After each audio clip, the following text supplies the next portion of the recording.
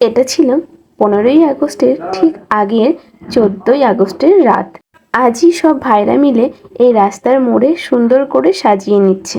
সবাই সবার মতো এবং এত আনন্দ করে কাজ করছিল যে ওদের দেখে আমার ভীষণ ভালো লাগছিল। সকালে এরকম ভাবে সাজিয়ে গুছিয়ে তারপর অনুষ্ঠান করতে গেলে কিন্তু অনেকটাই লেট হয়ে যায়। আরো বেশি বাচ্চারা থাকে তখন আরো সময় বেশি লেগে যায়। এমনকি রাস্তার উপর যেহেতু, তার জন্য কিন্তু গাড়ি ঘোড়াও চলাচল করে। রাতেও গাড়ি যায়, তবে তুলনামূলক কম।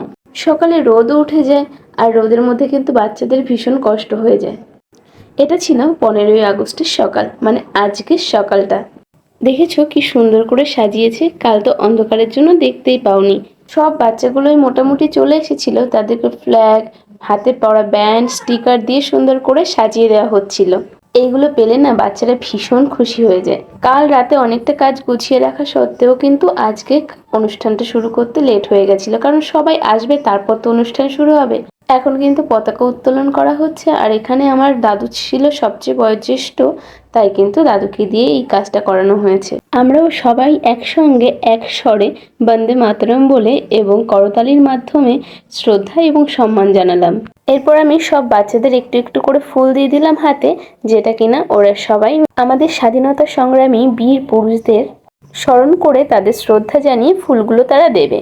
15ই আগস্টের দিন এই ছোট ছোট কাগজের ফ্ল্যাগগুলো দিয়ে যে পুরো জায়গাটা সাজানো হয়, এই জিনিসটা দেখতে ভালো লাগলেও কিছুক্ষণ পরে কিন্তু এটা খুবই বাজে হয়ে যায়। ছোট বাচ্চারা না বুঝেই ছিঁড়ে ফেলে, এমনকি হাওয়ার কারণে যেখানে সেখানে নোংরা ময়লা জায়গায় পড়ে থাকে।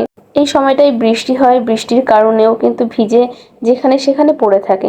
এই জিনিসটা কিন্তু একদমই ভালো লাগে না। এবার ভেবেছিলাম এই ফ্ল্যাগগুলোর বদলে অন্য কিছু দিয়ে সাজানো হবে, কিন্তু আমাদের একটা দাদু ফ্ল্যাগ, ব্যাজ, স্টিকার বাচ্চাদের জন্য সমস্ত কিছু আগের থেকেই নিয়ে এসেছিল। প্রত্যেক বছরই কিন্তু আমাদের এই দাদু খুব সহযোগিতা করে, যার জন্য আমরা একটা সুন্দর অনুষ্ঠান করতে পারি। এরপর আমাদের বড়রা আমাদেরকে স্বাধীনতা সম্পর্কে এবং বীর স্বাধীনতা সংগ্রামী সম্পর্কে কিছুটা কথা জানালেন বক্তৃতার মাধ্যমে।